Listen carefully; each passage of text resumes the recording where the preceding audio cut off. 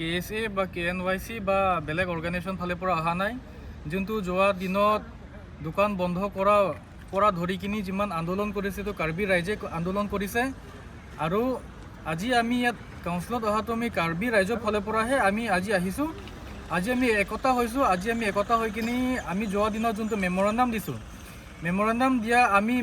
memorandum দিয়া পিছত আমি শুনিব পাইছোঁ যে ইয়াত পংকজ জেন বা পংকজ লালৱানীৰ কাৰণে ইনকুৱাৰী হোৱা হৈছে বুলি কিন্তু ইনকুৱাৰীত কিমান কি প্ৰচেছ হৈছে বা ইনকুৱাৰীটো কিমান আগবাঢ়িছে বুলি আমি আজি জানিবৰ কাৰণে আহিছিলোঁ আমাৰ ইয়াত মেডিকেল ডিপাৰ্টমেণ্টৰ আমাৰ ছেক্ৰেটাৰী ছাৰৰ লগত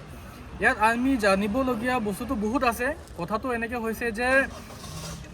যোৱা দিনত ইনকুৱাৰী হোৱাটো ইনকুৱাৰীটো তেওঁলোকে এতিয়ালৈকেও পাব্লিকেলি কৰা নাই আমি ইয়াত জানিব পাইছোঁ যে আমাৰ ছেক্ৰেটাৰী ছাৰে কৈছে ইনকুৱাৰীটো অলৰেডি ক্ল'জ হৈ গ'ল মানে ইনকুৱাৰীটো কমপ্লিট হৈ গ'ল ইনকুৱাৰীটো কমপ্লিট হোৱা পিছত এতিয়া ইনকুৱাৰী ৰিপৰ্টটো বা ইনকুৱাৰীত কি ওলাইছে বা এতিয়া ডিপাৰ্টমেণ্ট ফালৰ পৰা কি কৰিছে সেইটো এতিয়ালৈকে তেওঁলোকেতো প্ৰাইভেচি কৰি থৈ দিছে তেওঁলোকে এতিয়ালৈকে এইটো পাব্লিকেলি অনা নাই সেইটোহে আমি জানিব আহিছিলোঁ আৰু এতিয়া আমি ৰিপৰ্টটো নোহোৱালৈকে আমি এতিয়া আমাৰ কাৰ্বি ৰাইজৰ ফালৰ পৰা আমি একো ইয়াত অপশ্যন দেখা নাই বা আমি একো অপশ্যন মানে দিব নোৱাৰা নিচিনা আমি ইয়াত আমি অডিশ্যন দিব নোৱাৰা নিচিনা ইয়াত আমি হৈ আছে কিন্তু বস্তুটো যোৱা দিনত পৰা আমি বাৰম্বাৰ কৈছোঁ যে ইয়াত যোনটো নেপোটিজম হৈছে যোনটো ইয়াত কাৰাপশ্যন হৈছে কাৰাপশ্যনৰ লগত ইয়াত যোনটো চাকৰি কিনা বেচা কৰা হৈছে বা ইয়াত চাকৰি দালালি কৰা হৈছে সেইটো ডিপাৰ্টমেণ্টৰ অথৰিটিজৰ পৰা যোনটো অথৰাইজ নোহোৱালৈকেতো এইটো হ'ব নোৱাৰে আজিৰ দিনত হ'ব পাৰে পংকজ জেন কোনো ডিপাৰ্টমেণ্টৰ মানুহ নহয় পংকজ জেন এটা কাপোৰ বেপাৰী হৈ কিনি যে গোটেই ডিপাৰ্টমেণ্টৰ কাৰণে যে তেওঁ যে নচাই ফুৰিছে সেইটো আমি আচৰিত হ'বলগীয়া কথা আৰু আজিৰ দিনত আমি দেখিব পাইছোঁ যে ডিপাৰ্টমেণ্টৰ পৰাহে তেওঁৰ কাৰণে প্ৰটেকশ্যন দিয়া নিচিনা আমি দেখিব পাইছোঁ প্ৰটেকশ্যন দিয়া কথাটো এনেকৈ হৈছে যে যদি প্ৰটেকশ্যন দিয়া হোৱা নাই ক'লে আজিলৈকে ইনকুৱাৰী ৰিপৰ্টটো পাব্লিকেলি অনা নাই কেলে নে পংকজ জেন কাৰণে কি ক্লিন চিট দিয়া হৈছে নেকি ডিপাৰ্টমেণ্টৰ ফালৰ পৰা সেইটো আজি আমাৰ প্ৰশ্ন আৰু এটা কথা মই আজি ডিছক্ল'জ কৰিব বিচাৰিছোঁ যে কৰাপশ্যনটো হোৱাটো হৈ আছে আমি এটা দুটা আমি RTI কাগজো আমি পাব্লিকেলি আনিছোঁ কিন্তু অহা দিনত আৰু আমি আনিম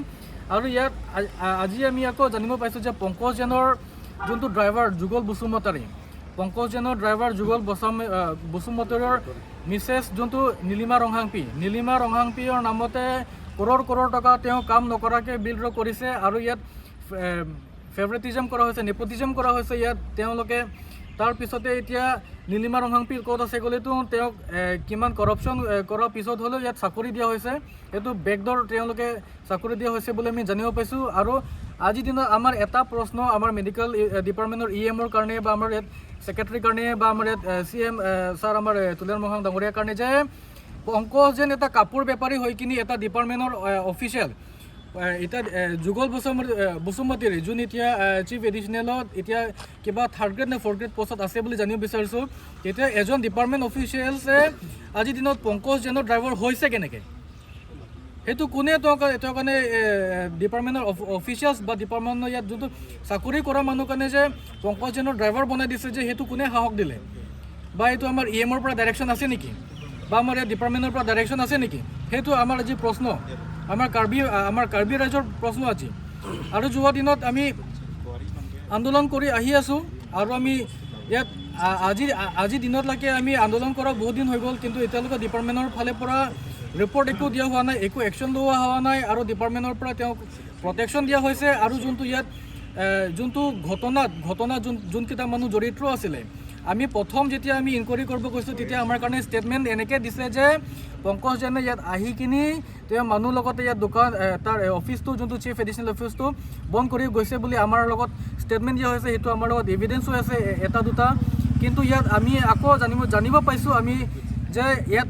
যোনটো ডিপাৰ্টমেণ্ট ইনকুৱাৰীত ইয়াত ষ্টেটমেণ্ট দিয়া বেলেগ হৈছে তো ষ্টেটমেণ্ট যোনটো দিয়া বেলেগ হৈছে বা পংকজ জেনৰ ফেভাৰত ষ্টেটমেণ্ট গৈছে মানে কি ইয়াত কোনোবা ডিপাৰ্টমেণ্টৰ অফিচিয়েলছ বা ইয়াত হায়াৰ অথৰিটিৰ পৰা তেওঁলোকৰ কাৰণে